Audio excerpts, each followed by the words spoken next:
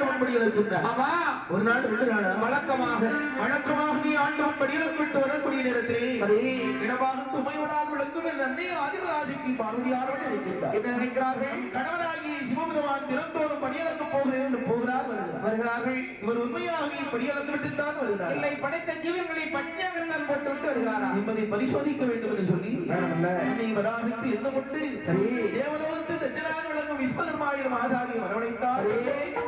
விஸ்வகர்மா காஞ்சூரை மரத்தில் இருந்து கட்டை வெட்டி கட்டை சிவன் கடைந்து கொண்டு வா என்று சொல்ல கொண்டு வருகிறேன். சரி காஞ்சூர மரத்தில் கட்டை வெட்டி கட்டை சிவன் கடைந்து திரைக்காணி போட்டு விஸ்வகர்மா கையிலே கொண்டு அந்த உமையவள் கையிலே கொண்டு வந்து கொடுத்தார்கள். சிவனை கையிலே வாங்கினான் செய்களையால் பார்வதியானவர். சரி எனக்கு இந்த ஜீவராசி எந்த ஜீவராசி இப்படி தடை சிவனுக்குள்ள எந்த உருவத்தை பற்றி அடைக்கலாம்? ஈரனையும் உயிராகிய சிற்றரம்பு உருது சொல்வதை கண்டாள். சரி அதில் 2 சிற்றரம்பை பிடித்தாள். அப்பா சிவன் கொண்டுக்குள்ளே பிடித்து அடைத்து அழகாகி திருக்காணி போட்டுவிட்டு சரி முந்தானை சிலையை முடிந்து எங்களுக்குள் சொல்லி கொண்டாள். முத்துமை சொல்லி தத்துவனாகி பார்வதி. சரி பகவானும் படியிலிருந்து விட்டு வருகிறார். ஆமா என்று பார்த்தாலும் பகவான் வரக்கூடிய நேரத்தில் பாத பணிவிடைகள் செய்து வாருங்கள் சுவாமி என்று சொல்லி வரவழைப்பது வழக்கம். ஆனால் அன்றைய தினத்தில் அம்மா எப்படி இருக்கிறார் தெரியுமா?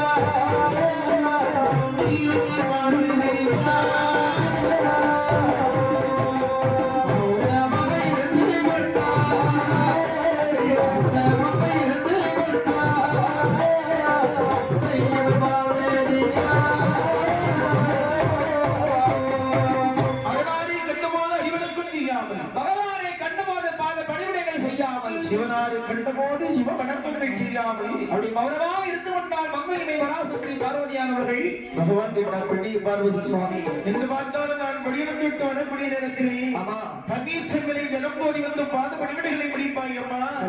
ஏன் இந்த மௌனம், ஏன் மௌனமாக வந்திருக்கிறார் சுவாமி? இன்று தாங்கள் எங்கு சென்று விட்டு வருகின்றீர்கள்? பிரம்மனால் படைக்கப்பட்ட மனவீரங்களுக்கும் படியெடுத்து விட்டு வருகிறேன். அப்படி யாருக்கெல்லாம் படி இழந்தீர்கள்? பார்வதி சுவாமி நான் யாருக்கெல்லாம் படியெடுத்து வருகிறேன்?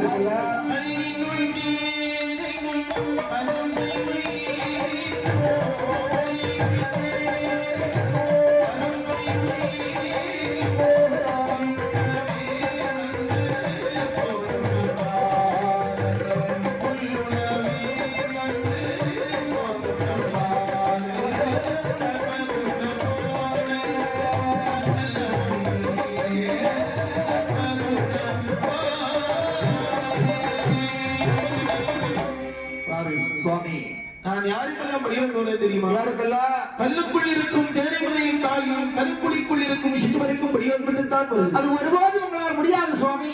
ஏன் பார்வதி? இன்றைய தினத்திலே என்னிடத்திலே 2 ஜீவன் பட்டினியாக இருக்கிறது. எங்கே அந்த ஜீவராசி காட்டுப்பார்? இங்கு வைத்து காண்பிக்க மாட்டேன். தேவர் சபையை கூட்டுங்கள், அங்கு வைத்து காண்பிக்கின்றேன். மகாராஜன் தேவலோகம் வருகிறார்கள்.